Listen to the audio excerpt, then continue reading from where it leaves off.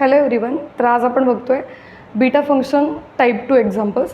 तर टाईप 1 आपण ऑलरेडी बघितलेलं आहे. टाईप 2मध्ये आपण काय बघणार आहे तर 0 to 1 x raise to m 1 minus x raise to p raise to n असेल तर त्याला बीटा फंक्शनला कसं रिड्यूस करायचं. बीटा फंक्शनची डेफिनेशन ऑलरेडी आपल्यासमोर आहे. Beta of mn is equal to 0 to 1. mn n are constants, okay, positive real numbers. So beta of mn is equal to 0 to 1 x raised to m minus 1 1 minus x raised to n minus 1 dx where m and n are constants. Okay, तर इथं 1 minus x raised to n minus 1 आहे, पण इथं 1 minus x raised to p आहे आणि raised to n आहे. So problem कुठे येतो आहे? प्रॉब्लेम इथे येतो आहे. आपल्याला x हवा आहे, सिम्पली इंडिपेंडंट व्हेरिएबल हवा आहे, पण तिथं फंक्शन आहे. ओके, रेज टू पी वालं फंक्शन आहे इंडिपेंडंट व्हेरिएबलचं. तर त्यासाठी आपल्याला सबस्टिट्यूशन वापरावं लागेल, तेव्हाच तो बीटाला रिड्यूस होईल. सो सिम्पली या टाईपच्या एक्झाम्पल्समध्ये आपण काय करणार आहे तर सबस्टिट्यूशन वापरणार आहे. Use x raise to p is equal to t. बरोबर. तर आता सेम इंटिग्रल जर इव्हॅल्युएट करायचं असेल बाय युझिंग दिस सबस्टिट्यूशन तर काय करता येईल. So write down first example. Evaluate 0 to 1 x raised to m into 1 minus x raised to p raised to n dx. Okay, हे इंटिग्रल आपल्याला इव्हॅल्युएट करायचं आहे.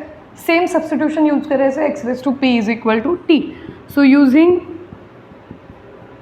x raised to p is equal to t implies x raised to p म्हणजे t असेल तर xची value काय होईल taking pth root on both sides.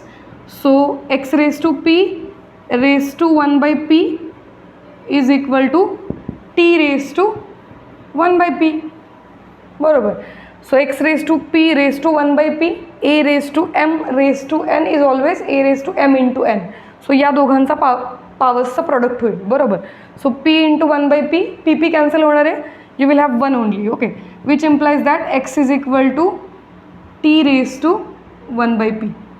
एक्सची value मिळालेली आहे. आता आपल्याला फाइंड आउट करायचं आहे डी एक्स. ओके, सो त्यासाठी डिफरन्शिएट करावं लागेल टोटली. सो एक्सचं derivative d x t raise to 1 by p.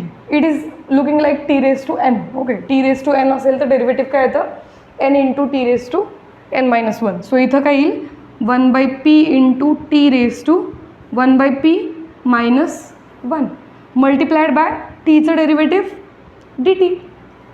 Okay, so it is equal to dx is equal to, taking cross multiplication, you will have 1 by p into t raised to 1 minus p divided by p. Actually तुम्ही आहे तसं जरी ठेवलं तरी काही problem नाही आहे. Okay, 1 minus p divided by p dt. So this is the value of dx. Now limits. What are the limits for x? xचे लिमिट्स काय आहेत. एक्सचे लिमिट्स आहेत 0 to 1. ओके, टीचे लिमिट्स आपल्याला फाइंड आउट करायचे आहेत. एक्स इज इक्वल टू 0 टाकलं याच्यामध्ये की तुम्हाला टीची व्हॅल्यू मिळून जाईल. एक्स इज इक्वल टू 0 टाकलं तर 0 raise to p is 0. Similarly x is equal to 1 टाकलं तर 1 raise to p is 1. So again the limits are from 0 to 1. Okay,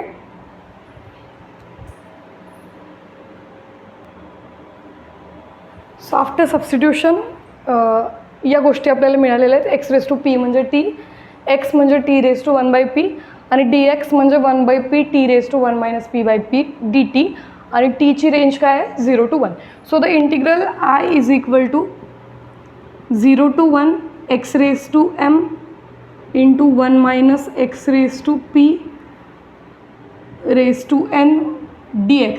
so after putting the values in terms of t you will get 0 to 1. एक्सची value आहे 1 t raise to 1 by p. बरोबर. एक्सची value आहे t raise to 1 by p raise to m. Okay, 1 minus x raise to पीची value आहे t. बरोबर. So t raise to n. D एक्सची value आहे 1 by p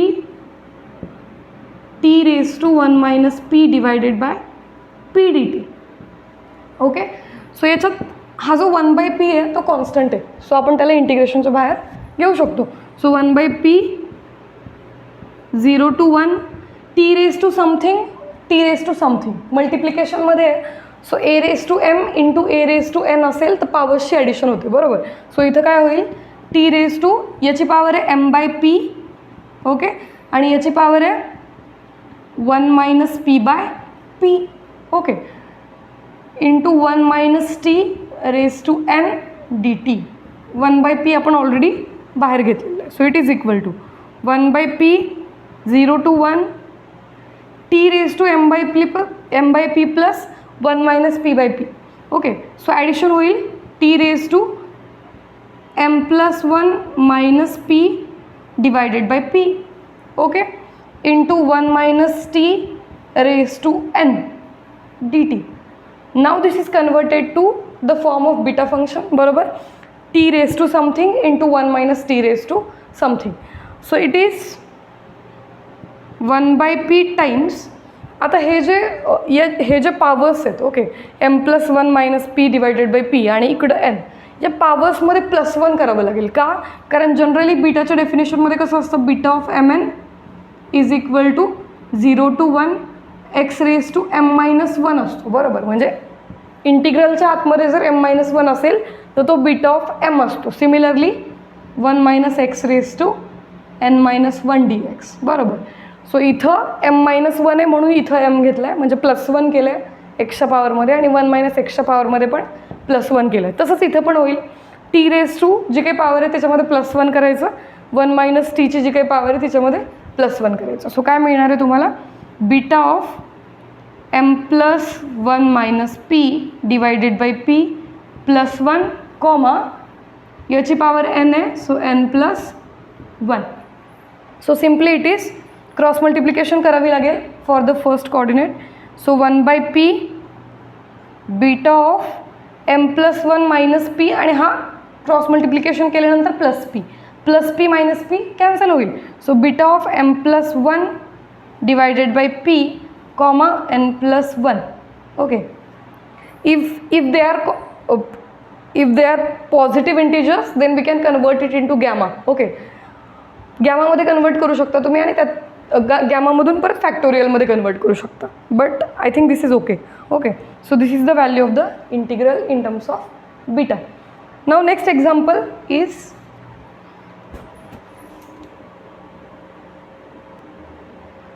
next example is evaluate 0 to 1 - x raised to 1/n raised to m dx, okay. इथं मुलं बऱ्याचदा confuse होतात की इथं x रेज टू समथिंग वाली टर्म नाही आहे, बरोबर. आपल्याला बीटाच्या डेफिनेशनमध्ये x raise to m-1 into 1 - x raise to n-1 अशी टर्म लागते, पण इथं x रेज टू समथिंग वाली टर्म दिसत नाही आहे सेपरेट. म्हणून स्टुडंट्स कन्फ्यूज होतात की इथं बीटामध्ये कन्वर्ट करायचं आहे का नाही. तर जेव्हा तुम्ही सबस्टिट्यूशन यूज करणार आहे तेव्हा ऑटोमॅटिक तो बीटामध्ये कन्वर्ट होतो. तुम्ही फक्त काय करायचं आहे, 1 - x रेज टू समथिंग पाहिजे, तर एक्सच्या ऐवजी x रेज टू 1/n आहे. तर जो प्रॉब्लेम आहे तो रिमूव्ह करण्यासाठी आपण सबस्टिट्यूशन वापरणार आहे, x raise to 1/n is equal to t, बरोबर. So x raise to 1/n is equal to t implies x is equal to taking nth power on both sides, it is t raise to n, okay. So dx is equal to n into t raise to n-1. Differentiate केलं t raise to n ला, तर n into t raise to n-1 into dt as we are differentiating totally. So dxची value मिळाली. What R the limits काय येणार आहेत, एक्सचे limits आहेत 0 to 1, बरोबर.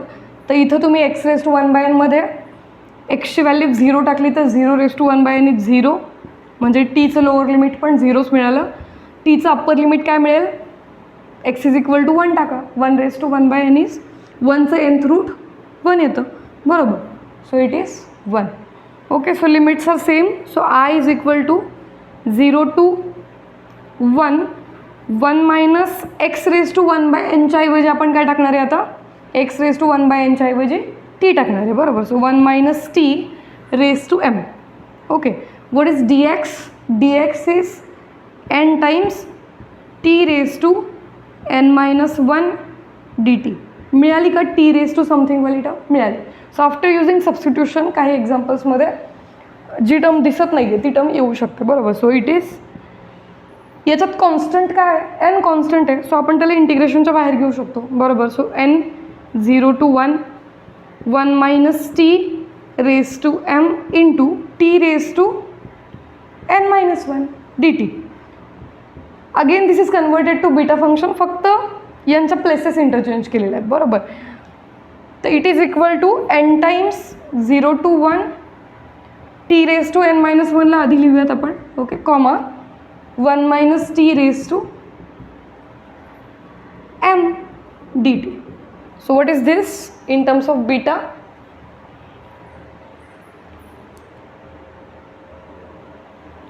So in terms of beta it is n times t raised to n-1. Okay, x raised to n-1 असेल तर इथं आपण काय घेतो n-1 + 1, म्हणजे +1 करतो आपण दोन्ही पॉवर्समध्ये, बरोबर. t ची पॉवर n-1 आहे म्हणून फर्स्ट कोऑर्डिनेट जो आहे तुमचा तो काय येईल n येईल, बरोबर, कॉमा -1 + 1 कॅन्सल झालं. नेक्स्ट इज m + 1, बरोबर. So beta of m, m + 1. If n and m are integers then you can have beta converted into gamma.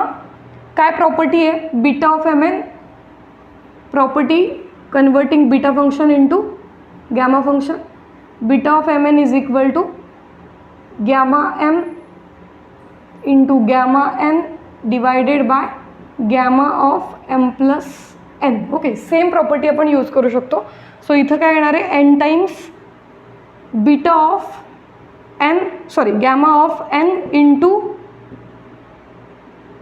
Gamma of m + 1 divided by gamma of m + n + 1 addition of this two. Okay, if they are integers, दिलेल्या प्रॉब्लेममध्ये जर ते integers असतील तर तुम्ही पुढं continue करू शकता, त्याला फॅक्टोरियल्समध्ये कन्वर्ट करून आन्सर फाइंड आउट करू शकता. थँक्यू. व्हिडिओ आवडला असेल तर नक्की लाईक करा, तुमच्या फ्रेंड्ससोबत शेअर करा आणि चॅनलला सबस्क्राईब करायला विसरू नका.